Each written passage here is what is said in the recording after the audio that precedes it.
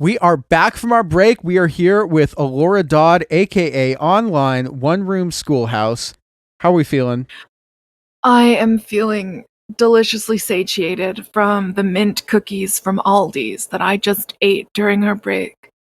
Aldi's, not a sponsor, but if it were, would you be mad? We don't have Aldi in Philadelphia. Or if we do, I've never been to one, but I've heard they're nice. There's like one in Oregon, but it's too far. Yeah, so I have a question for you. Does having a strict rule book and a very black and white things that are allowed versus things that are not allowed make it easier to live in some respects?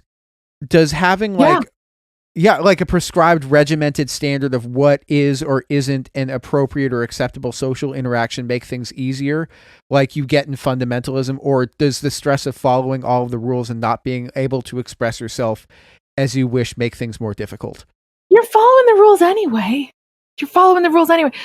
When I was a kid, I panicked about how to speak, how to move, how to stand, everything. I was so self-conscious, but had no idea what I was supposed to be doing in the terms of social situations. At least with religious rules, they write them down. That's fair. You don't know why people think everything you wear looks ugly and frumpy, and why it looks bad on your body, and you wonder if maybe you're a hideous mole woman. Wait, that's a Kimmy Schmidt reference, which is remarkably apt. But then you go to church and they say, here's the ruler to stick up your thigh. And you're like, well, at least I know now. It also gives you a very therapeutic superiority complex. Because everyone looks down at you anyway for not following the unspoken rules. But at least you can look back down at them for not following the spoken rules. It's one of the damaging superiority complexes, but not as bad as some of the others. As far as superiority complexes go, the bad ones are all like, the ones, racism and sexism and stuff.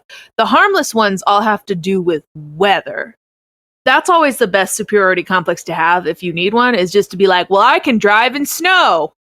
You know, I'm with you on that one, because I have my whole harmless conspiracy theory. Like, I think everybody is entitled to one pet conspiracy theory that they fully believe in. If you have more than like one or two, you're maybe taking it too far, but everybody should get one. Like mine clearly is the Kennedy assassination. And that one's fine because we know there was a conspiracy. Right. It can't be, you're trying to bait me, you're not going to get me today, Coffee. It can't be like something racist. It can't be something cruel to people. It can't be something that causes real life harm. But if you want your one little harmless conspiracy theory, you can have one. And I think harmless superiority complex is a great addition to my harmless conspiracy theory. Yeah, everyone has that one thing where they're like, oh, you're afraid of a little rain? Or they wear like sandals in the snow and they're like, oh, you can't take it? No, I think mine is probably that I can eat the spiciest food. Yeah. Exactly. See? We have the spectrum of superiority complexes. Mine, I'm from Oklahoma, okay? Lizards here shoot blood out of their eyes at you. We have death winds come out and we have picnics. The tornado's coming and you're like, oh my gosh, break out the lemonade. Mine is probably how many Bible verses I can quote. Okay, but that's getting into the realm of like fundy superiority complex, though. That one's still... It's funny, but it's not harmful. It doesn't hurt anybody. And I would argue that it often helps people, because I will quote Bible verses and then tell people why they don't mean what they think it means. Okay, so on the next, like going off of this last question, though, do you think that there is a reluctance for some neurodivergent people to leave an environment where they know all of the rules that might hinder people deconstructing? One of the big traits of autism is struggling with change. Thank you, Gabi. One of the big autistic traits is struggling with change. And one of the big Christian nationalist traits is also struggling with change. So I think those might go together a little bit sometimes. Yeah, the whole Jack Hyles things of we never change. I definitely don't want to make like broad strokes here. But I'm sure that for some specific people, things like homophobia and transphobia are really comforting because you go into church and you hate all the same people you've always hated, and you're okay. You go into church and they say, oh my goodness, society's changing. That's a problem and you should be mad about it. And you're like, good, because I was mad about it. I mean, that's not just an autistic thing. People struggle with change. I like to use the metaphor for autism of autistic people like to dive. If a normal person, if their brain were the ocean, a lot of times they'd be a snorkeler. They're going on the surface. Sure, they're still under the water thinking about things, observing things, understanding things, but they're not diving particularly deep. And this isn't me calling neurotypical people shallow. I'm saying that autistic people dive so deep into whatever they're thinking about, feeling about, learning about, hoping about, dreaming about, that you can essentially get the mental bends when you try to come up. I'm serious here. Autistic people are like scuba divers. Neurotypical people are like snorkelers. It means that autistic people can observe and learn and think about and grow in areas sometimes really fast by diving super deep into the subject, while normies might struggle to do that as easily, but they can get from place to place. Let's say that you've got some normal kids and some autistic kids, and they're all doing math homework. The autistic kid can focus really well. He might be able to do the math homework nonstop for 3 hours and not get up to pee or anything, just in the zone.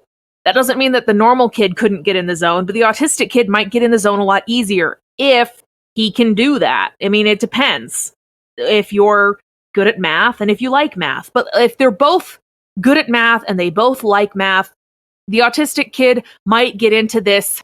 I'm trying to find the words to describe it. When you're autistic and the hyperfixation hits, it's like a drug. I'm not even kidding. Well, it probably is because of dopamine. Like, there's a brain chemical involved. Yeah.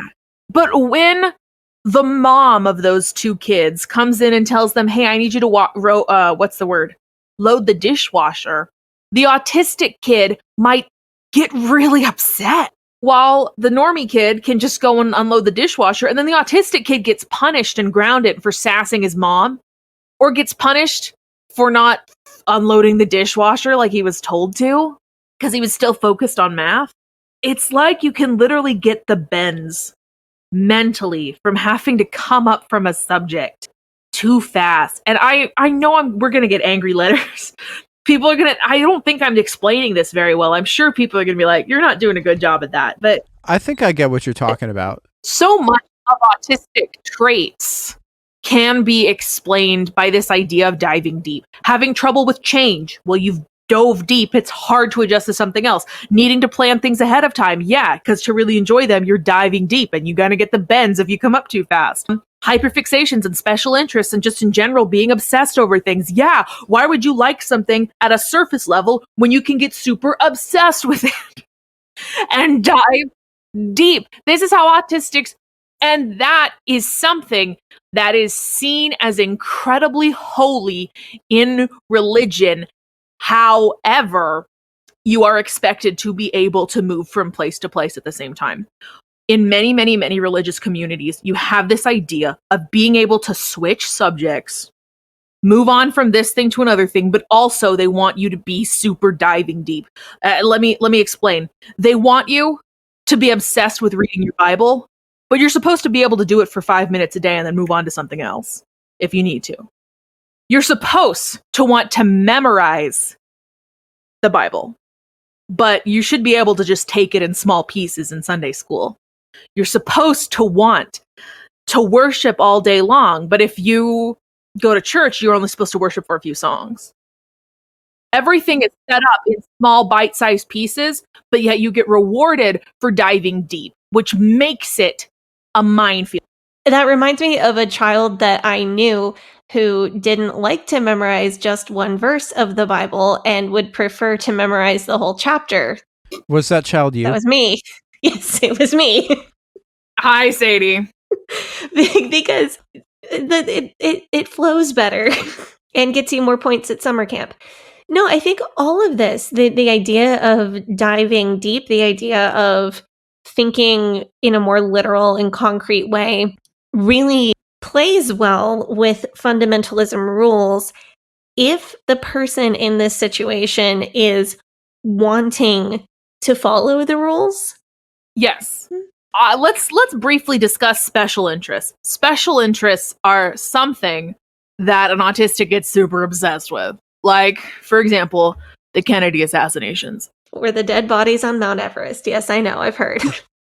So is there like some special interests aside from just your special interest being, I love religion, I love theology? Are there some special interests that if you're in fundamentalism would be encouraged rather than some that would be actively discouraged or seen as somehow demonic or evil? I mean, it's a grab bag. You don't necessarily choose your special interest. I think there are ways to kind of trigger one. I'm learning with myself how to put my brain in a state where it is the most susceptible to special interests. When I am really like a mini special interest. When I'm really struggling mentally, I'm practicing methods that are still very murky, but I'm getting there, of getting my brain open to obsessing over something, because that's what I need sometimes. But it's still not like I get it. You know, it's like I work hard to get my brain into the right mindset, and then I watch a bunch of YouTube videos and see what sticks, so I have something to obsess over for the next month. You can't just pick one. You can't. In church, if you are obsessed with the Bible, that's great. If you are obsessed with sharks, then, well, you really do need to stop focusing so much about sharks and focus on Jesus. Clearly, God isn't that important to you because you bring your shark stuffed animal to church. But there's a, that depends. That depends on different people. Some people see a kid carrying around a comfort stuffed animal every day, and they're like, okay, whatever, kids do kid things. Other people see that as, well, their parents need to teach them to take God seriously.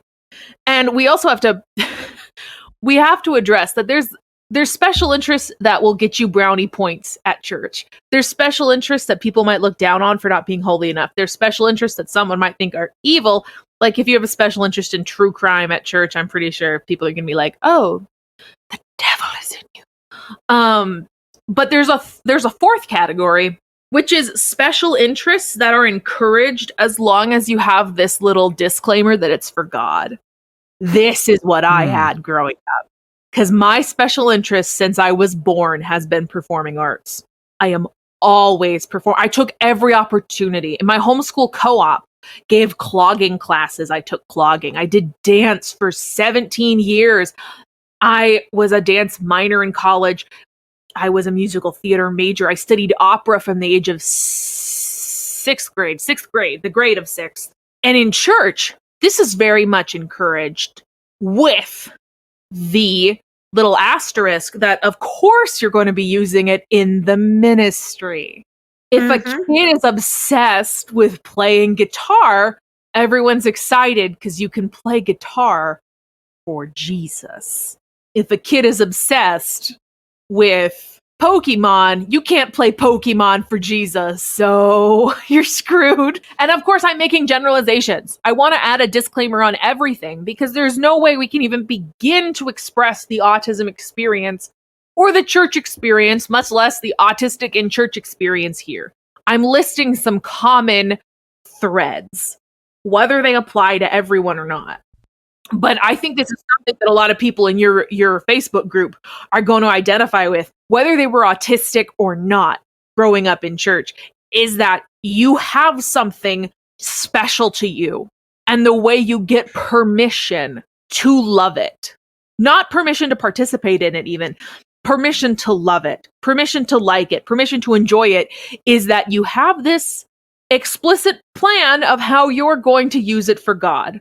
Like people would talk about, oh, are you going to join that one ballet company that does ballets for Jesus? See, this is interesting because, I mean, I'm always used to hearing about the kind of fundies that, dance is not allowed, or music with drums in it is not allowed, or guitars or whatever are not allowed. But this is really interesting to hear. Are there like I guess you were raised with like purity culture, right? Yeah. So, like, if you had a special interest that also coincided with performing the correct gender role, then that would also be encouraged. Look, it's hard to state this sort of thing because as a kid, there weren't many other autistics around. So I didn't have a lot of friends to draw this information from. There's a certain amount of guesswork that's necessary here because I was just me and there weren't many other people to look to. But yeah, that's a really, it's just in autism in general. Your experience in the world, even your experience with whether you get diagnosed, has a lot to do with what your big special interests are. I mean, if you're a little boy who starts memorizing the model numbers for trains, you're in luck. You might get a diagnosis. If you're a little girl who starts memorizing all the facts about different K-pop band members and knows them exactly as well as that little boy who likes trains, then you're just boy crazy. It has a lot to do with the way that society perceives your interests and how useful they are. I think a lot of people who weren't raised in Christian homes would get the same feeling that I got from feeling like all of my special interests had to have a distinctly holy purpose. As you good? Yeah, I'm good. I just sneezed. I think a lot of people would have a similar experience with the idea of making money. It's like, oh, you like Pokemon? What are you going to do with that? But your cousin Bill, who's totally got his life together, even though he's obviously autistic just like you, he is obsessed with science. So he's going to become a doctor. Why can't you be like Bill when you and Bill are the exact same person? Bill is obsessed with science the same way you're obsessed with Pokemon. Bill spends all day watching science videos the same way you spend all day watching Pokemon videos. Bill can tell you all about the human body, and you can tell all about every single Pokemon ever invented. But it doesn't matter, because Bill's is convenient for society. That's what you're looking at, and it is the same thing in church. You spin the roulette wheel and hope you come up with something that people don't think makes you possessed. Okay, so like if you're a young man and you have and I guess maybe your special interest is something outdoor related or something nature related or something ecology related, well, you can spin that into being like, oh, well, I'm going to get really into bow hunting. And bow hunting is manly. Bow hunting is a Christian manly thing to do. Yes. Okay. But if you get that same level of joy and fulfillment from fashion design, then you can't do that. One thing that's important to note is that a lot of autistics, when they find out they're autistic, especially if they're late diagnosed, like they didn't know when they were a kid, and they become an adult and they find out, it's not unusual for autism to become a special interest for a couple years there as you're trying to learn everything you can about that. Well, it's part of self-discovery. Like you have to learn everything you can about yourself. And so if you learn about this diagnosis that you have, then you can learn everything that you need to. Okay, that makes a ton of sense. So I have another question about the special interests are fine as long as you can spend them for Jesus thing. Well, that's certain environments. I should clarify. Every parent is different. There are so many beautiful, amazing, hippie, skippy parents out there whose kids are like, I'm obsessed with rocks. And they'll be like, yes, you are, baby. Have you ever seen it where, like, you have to spend your special interest into a Jesus thing? Can that kill a special interest for a kid? Oh, gosh. I was a big reader as a kid. I read all of the Nancy Drew books, all of the Hardy Boy books I could get my hands on. I enjoyed Louisa May Alcott books. I enjoyed the Anne of Green Gables books and everything else by Ellen Montgomery. I liked the Ramona Quimby series, but my dad really wanted me to read biographies. And I was like 7 years old and reading on an advanced level. So I was old enough to comprehend, and he would give me biographies to read. And I just hated reading biographies. And it felt like it crushed the interest I had in reading. And eventually he realized that and stopped trying to make me read biographies because he was a nice dad. Have you ever seen it where somebody has a special interest, but when they are made to spin it into a for the ministry thing or a for Jesus thing, it crushes the special interest. I mean, I don't have any specific examples of that, but I'm sure it happens. A good way to explain the way that you feel with a special interest to someone who hasn't experienced that is, you know, when you get a new puppy or a new kitten and you're obsessed with them, you're taking pictures all the time. You're posting videos of them to all your Instagram friends, whether they want to see it or not. You're sending messages to your family group chat. You're holding them in your arms. The moment that they whimper, you're like, what's wrong? And as time goes on, that wears off. But it doesn't mean you love your dog less. In fact, you probably love your dog more because your relationship has grown and you know them in a deep way. It doesn't mean that at the beginning when you were obsessed with that dog, that you loved them and then the love went away. It just meant that for a while there was a special kind of joy that you couldn't find anywhere else. And it was so wonderful. That's what a special interest feels like. It feels like for whatever reason, My Little Pony or trains or Pokemon or sharks or dead bodies on Mount Everest give you that feeling like of a new puppy, and you want to spend more time on it. You want to learn more about it. You want to tell people about it because it just gives you that feeling. Now imagine if every time you felt that feeling, people looked at you and were like, why can't you do this with other things? It'd be like if you got a new puppy and your mom was like, why are you so obsessed with the puppy when you could be obsessed with cleaning your room? And then made you not spend any time with the puppy until the room was clean. But you didn't have any energy to clean the room. You only had energy for the puppy. That's what it's like being autistic. All day long, people look at you and they say, why can't you just do something? I saw you do it before, but it was a different circumstance and it doesn't make sense. And then you go to church and you wonder why you're so evil because you obviously love something more than Jesus, because reading Lamentations doesn't make you feel that amazing, wonderful, special way that watching H2O just add water does. And you think I'm a horrible sinner. I have an idol in my life. This must be an idol. Because when I read Nancy Drew, I feel this zing inside of me. And I don't feel that when I'm sitting here squeezing my hands just to make it so that I don't feel like I have to scream rod straight in a pew, listening to someone tell me that I'm not good enough. That's what it's like growing up in a strict Christian environment as an autistic kid. Everything you struggle with means that you're not trying hard enough. But even the things that you can do really well mean that you're evil because you should feel that way about God. It is impossible to win as an autistic person in life in general. But in church, they will attach heaven and hell to it. You hope that you luck out. You hope that you become obsessed with learning foreign languages so you can be a good missionary or something.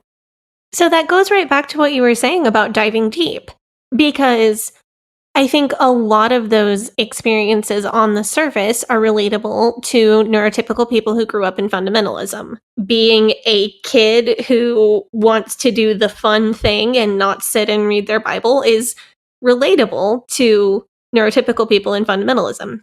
The feeling of never measuring up or never being good enough for the rules is a pretty typical experience of any kid who grew up in fundamentalism. But I think what you've really just illustrated very well is how autism can make all of those typical kid of fundamentalism experiences so much deeper and more personal and more related to your identity as a person. Yes, because fundamentalism raises the stakes. Can I read you a little bit of an Instagram post I posted just a couple days ago? Oh, yeah, I remember this one. It's totally worth sharing. Yeah, so there's one I posted, and it's called How Culty Churches Ruin Good Ideas by Raising the Stakes. So let's use an example. I'm going to use an example of a good idea, and the good idea is give money to the poor.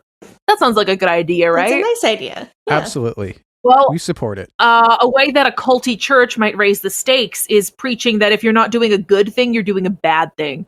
At church camp, more than once, I got told this story of a man who went to a movie theater with his mom.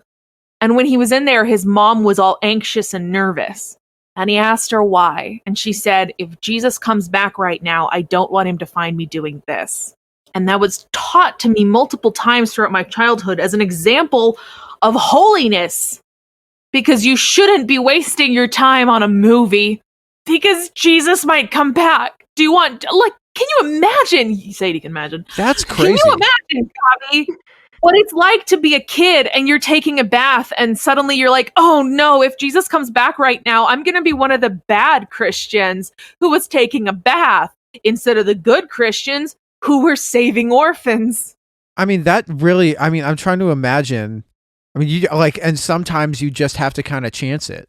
Yeah. I mean, and you'd have to think like, how far can I push myself to? Right. I think like more for neurotypical people in fundamentalism, there's an understanding of, well, I also have to eat. I also have to sleep. I also have to take basic care of my physical body.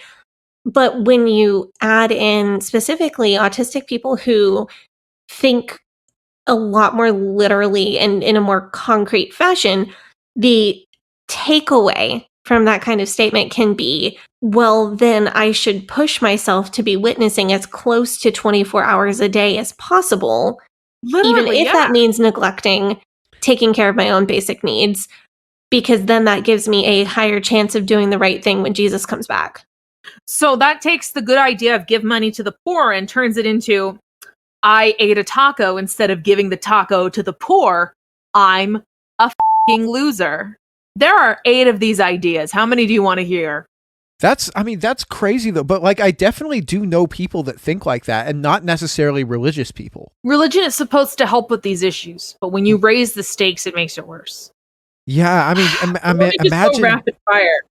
I mean, it's just go for it. So if someone says, give money to the poor, but then they raise the stakes, your church teaches if someone sees you doing bad, they'll stop believing in Jesus because of it. Like I told you earlier. Okay, so now you refused a panhandler, but you were wearing a cross necklace. How many people around you are going to hell now because they think Christians don't care about the poor? Okay, the good idea is give money to the poor, but what about all those slippery slope sermons where one bad mistake leads to bigger mistake? Leads to heroin, leads to AIDS, leads to pornography, leads to anal sex. Well, if you didn't give money to charity because you couldn't afford it, now you might be afraid that you'll never give money to charity again, and you're a horrible person and you feel like you need to repent for all these sins you haven't even committed. I felt that a lot growing up. I'd be like, oh no, I did a small thing. I better really, really try to be sorry now, because if I don't, I'm going to do all those big things. I need to be sorry for this road I started down. Also, side note. No, I see how that happened in your brain. No, that makes perfect sense, though. About how horrible it is to be taught that even a tiny lie is always bad. Every lie is bad. But then you're autistic and you really struggle with communication and explaining your thoughts. So if you said, I was kind of sad yesterday, but then you think about it and you're like, was I really sad? Is that the most precise word? Or was I agitated? Oh, fuck. I lied, which killed Jesus.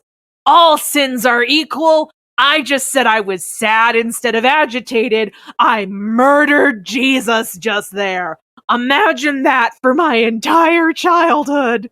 Y'all are awfully quiet. Have you not heard that one before? Is that new? I haven't. I'm just kind of like every time that's kind of how I process things, is like every time I hear something and I'm just like, fuck. That's kind of like, I kind of end up with like a loss for words. That's where all the mouth noises on the podcast come from. Yeah, I actually, no, you know what I'm going to do? I'm going to make a soundboard of those and then drop them in. So that one's going to be like a... No, I was just going to impersonate you and go... Yeah, that's like a horse noise. Impersonation. Do you like it? I liked it. I thought that was pretty good. I got some more. Yeah, hit us with some more, because like these are really enlightening for me to hear. Yeah. The good idea is give money to the poor. Now let's raise the stakes. Maybe your church teaches that you have a responsibility to be a role model to everyone else all the time. So you didn't give money in the offering plate because you paid it online, but now you're like, what if people think that it's okay not to give money in the offering plate? what if that causes a trigger effect so that other people don't want to give money to church? I might have just cost the church thousands of dollars. The good idea is give money to the poor. Your church raises the stakes by saying every unexplained thought is God or Satan talking to you. Oh, no. Yeah. Oh, yeah. Sadie, tell me, growing up in your version of fundamentalism, how much was unexplained thoughts attributed to spiritual causes? I wouldn't want to say 100% of the time, so I'll say 99% of the time. Yeah. I saw some really bad stuff at Oral Roberts University when I attended. I don't want to go into detail because it involves other people's trauma, but if you take a ton of young people and push them to their limit, always adding more expectations for them, which in my opinion, Oral Roberts University did. They say that they're about whole person education, but in my opinion, that doesn't mean that they're actually interested in helping you become a better person in all these areas. They're interested in pushing you to work hard in all these areas, regardless of whether you have the energy. Now imagine a school that does that is constantly pushing you to your limit. Also, been there, done that, yeah. Curating a culture of anyone can prophesy at any time. Anyone can hear the voice of God and change a generation. Anyone can be given mysterious messages. Imagine that. Imagine a school where people are constantly near their limit. In my opinion, that's just what I saw. Probably a lot of people weren't at their limit, but it seemed like that to me. And then you're telling them at any moment you could hear important information. It's not a good combination. No. And it hurts people. I mean, that it's like, what was there was some TikTok that blew up a couple months ago that somebody showed me that's like, that said something like, your intrusive thoughts, that's really just your intuition or something. And my God. You saw that my one. Intrusive thoughts. Jesus. Am I good? That's not even the worst of them. My intrusive thoughts have gone way down. Way down. Man, if you think that's bad, don't ask me about mine. Yeah, exactly. Sadie and I probably have the same intrusive thoughts. Yeah, don't ask me about that, and don't ask me about my PTSD dreams. No, but like for real though, like people we've all been like in sleep deprived situations or times when we've been under serious stress. After you get done with something like that, your brain does some weird things and thinks some weird things, and you write out some weird things that you think are genius, and then you look at them in the morning and you're like, I was an idiot. But if you're constantly in that state and anybody can hear from God, then it's not a great combination. No, it's not. And I mean, just telling people, oh, you could be a prophet, then I think that the people who are most inclined to believe that they themselves are prophets are also the people who are most likely to have prophecies that are evil or abusive or cruel or I want to say, what is the not self-empowering, self-aggrandizing. What I thought was really interesting is how the IFB institutionalizes raising the stakes. For example, in the IFB, drinking is a sin, but walking through the aisle where they sell alcohol in the grocery store is also a sin because somebody might think that you are going to buy alcohol. Exactly. And then you're not being a good example and you're not having a good testimony. This is why movies are banned in the IFB, because the IFB typically allows all G-rated movies and some PG-rated movies. But the reason you can't go to the movie theater is because somebody could see you walking in and they don't know what movie you're there to see. And they could assume that you're there to see a Wicked movie. And then you're not being a good example, you're not being a good testimony, slippery slope, so on and so forth. We're going to take another break, and when we come back, we're going to talk about the ways in which fundamentalism can raise the stakes and make an already difficult situation feel even more difficult for people who are neurodivergent.